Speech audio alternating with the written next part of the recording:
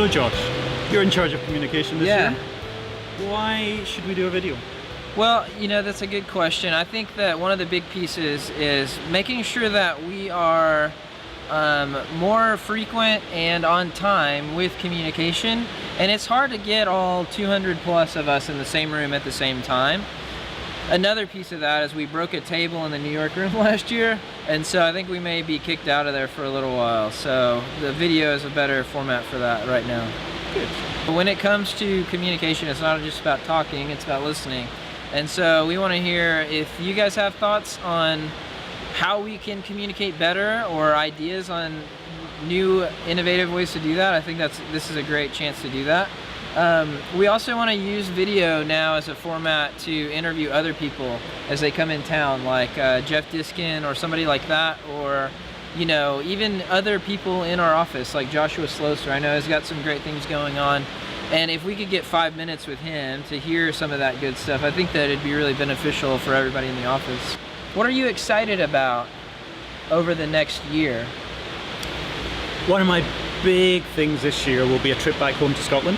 Oh, nice. So I'm going to take All a couple right. of weeks off, head back home to Scotland, see the family, spend a little bit of time traveling around Scotland. Brush off the bagpipes. Brush off the bagpipes, I may give them a little bit of a go. All right. So that's definitely something that I'm looking forward to.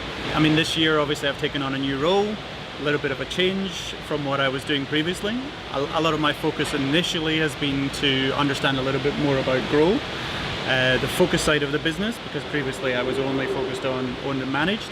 But then I really want to push the centre into, you know, what does it look like in 2020? How do we, how are we going to build the centre into a sustainable centre? Yeah. So a lot of that, we'll see some growth this year. I'd like to get to 1,600 hotels by the end of this year.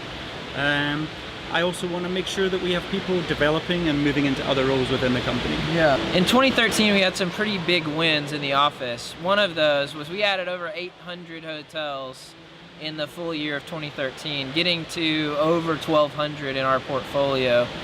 Pretty big deal for us to get to that point. I think if you speak to Chris Cranford from a growth perspective this year, he wants to get more of that influence into the full service as well. So that's one of his big aims for 2014. Yeah, absolutely. It's not just about growth, but the right growth, and making sure that we continue to spread our influence across a number of all the brands. All the brands, exactly. World domination. Including Conrad and Waldorf. Yes.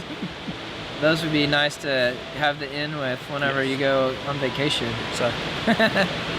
Just to catch us up, we've got the last 4 months of winners for each of our service models.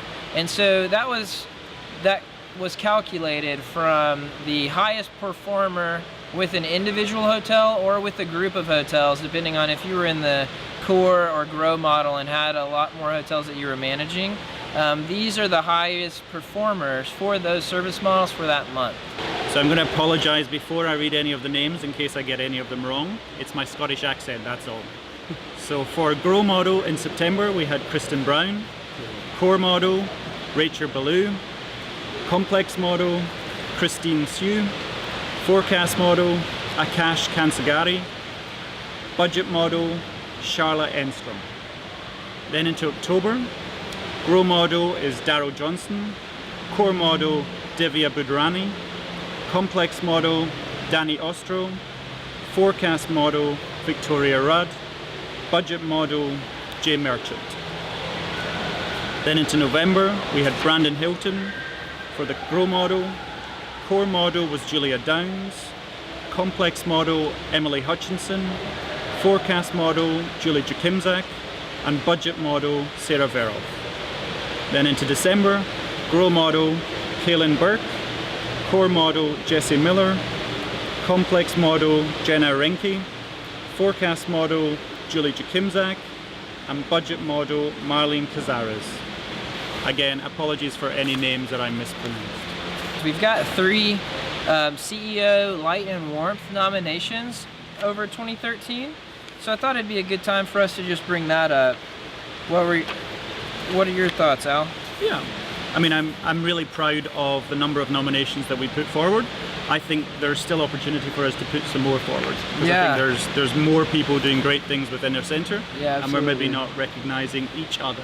And it's not Yeah. something we have to wait for a manager to put forward a team member. Right. We can put forward each other.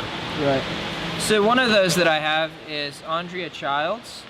And you know, it's pretty great to read over her nomination, but just the amount of work that Andrea puts into not just her day-to-day job, but you can see her being a resource to everyone around her. And that includes the Hilton Social Network, the Dallas Women's Team Member Resource Group, and our Milestone Committee as well. She's really continues to step up and volunteer and give and serve. And so congrats for your nomination, Andrea. Job well done. Another great one that I have is David Rose. This is a story that probably a lot of people won't know about, but David actually, going back to 2003, was involved in a near fatal car accident.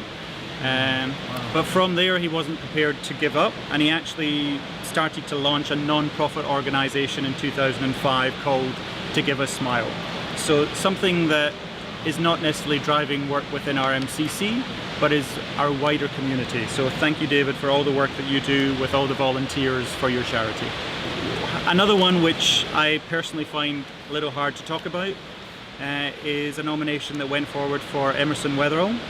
So someone who I had the pleasure of working with, he was someone who was challenged by working from home, in that it is hard to be the life and soul of a party when you are at the other end of a telephone. But Emerson was someone that rose to the challenge and did that time after time.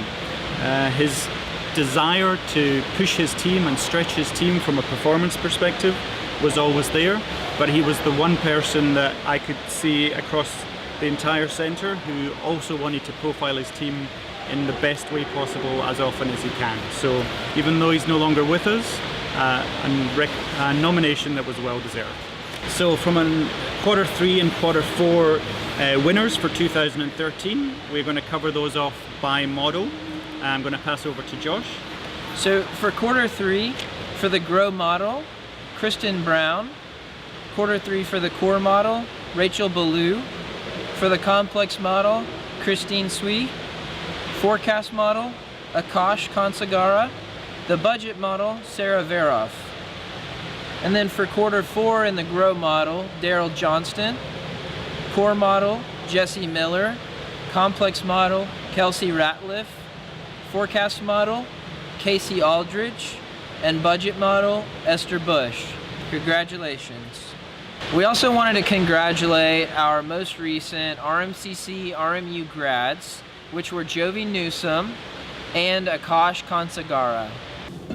Congratulations for the monthly winners for the remainder of 2013 for the Revenue Coordinator and Revenue Analyst, Sean Kelly, Chase Bentley, Carlito Donner, Levi Crable, Imad Bakali, Sean Staunton, Usha Patel, Marlise Warren. Congratulations to the Quarterly Revenue Analyst and Revenue Coordinator for quarter 3 and quarter 4, Chase Bentley, Imad Bakali, Kendra Sutherland, Usha Patel. Congratulations for the 2013 Revenue Coordinator and Revenue Analyst of the Year, Usha Patel and Scott Brown. Way to go, guys. Congratulations to the quarter 3 and quarter 4 onboarding team member. Rachel Snape actually won both quarters. And for 2013, the onboarding team member of the year goes to Win-Win Yang. And last but not least, congratulations to the assistant directors for quarter 3, quarter 4, and for the year for 2013. Phil Meadows, Shalina Deswani, and Dawn Beimer. Congratulations.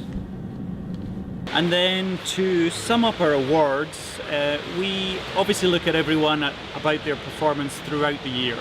There's awards that we've given out for quarter 3 and quarter 4, but there's some people within our organisation who should be recognised for the work that they've done throughout 2013. I'll get the year right. I do have the honour of passing that over to someone else to say their names, and that's not Josh, it's actually Jeff Diskin. Congratulations to the Specialist of the Year for Grow Hotels, Daryl Johnston. A big congratulations to the Specialist of the Year for Core Hotels, it's Julia Downs. The Manager of the Year for Complex Hotels is Kim Wheatley. Congratulations.